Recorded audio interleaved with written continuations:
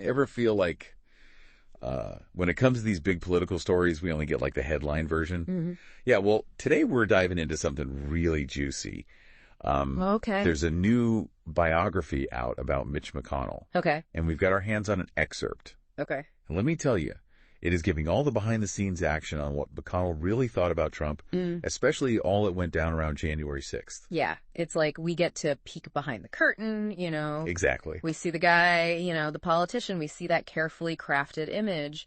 But to get these, like, private thoughts, the deliberations, this is where the good stuff is. This is the good stuff.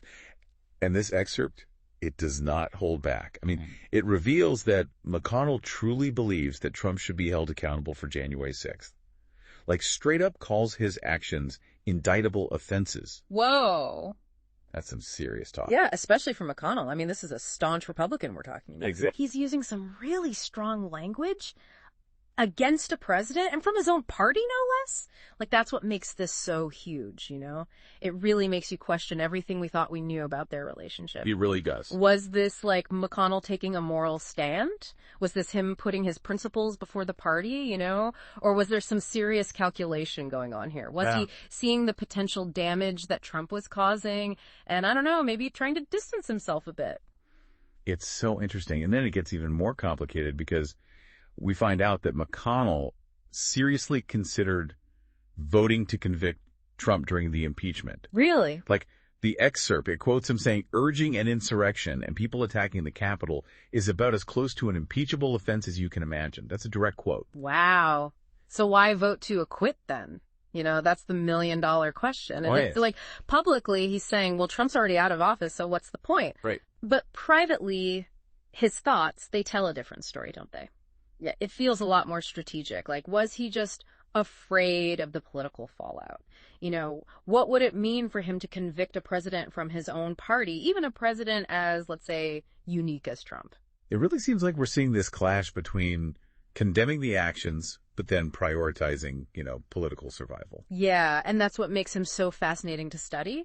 And speaking of fascinating, buckle up, because this excerpt, it also talks about this super secret meeting. Oh, here we go.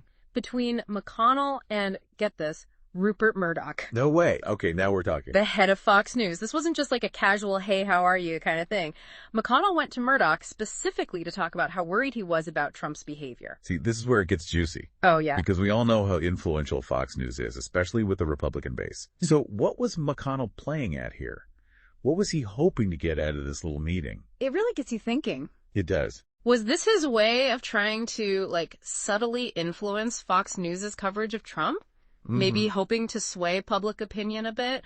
Or was it just damage control? Maybe he was trying to figure out where Murdoch stood on all of this, and they could come up with a plan together to deal with the fallout of everything Trump was doing.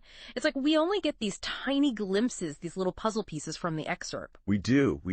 And you know what? There's one last piece of this puzzle we got to talk about. Okay, lay it on me. And this is just, well, it's almost ironic. Okay. The excerpt points out that the very same conservative Supreme Court majority, the one that McConnell, let's be honest, he was instrumental in putting into place, that very court, that might be the very thing that protects Trump from facing any real consequences. Oh, wow. That is some kind of twist, right? Talk about unintended consequences. It just goes to show you can't always predict how these political decisions are going to play out in the long run. It's doubtful that McConnell saw this one coming, but it definitely adds a whole other layer to everything, wouldn't you say? Absolutely. We started with McConnell's private concerns about Trump. We dug into all the political maneuvering. And here we are, left wondering about the future. And the big question remains, will Trump actually escape any real accountability for what happened? Right. Does political power really shield you from facing justice? Those are some big questions, my friend. Yeah. Big questions. And honestly, we've just scratched the surface here. I was just thinking that. This excerpt was just a tiny glimpse into a much bigger story, and I'm dying to know what other secrets are hidden within the pages of this biography. I'm sure there are many more. Oh, I bet. Can't wait to dive in. Me too.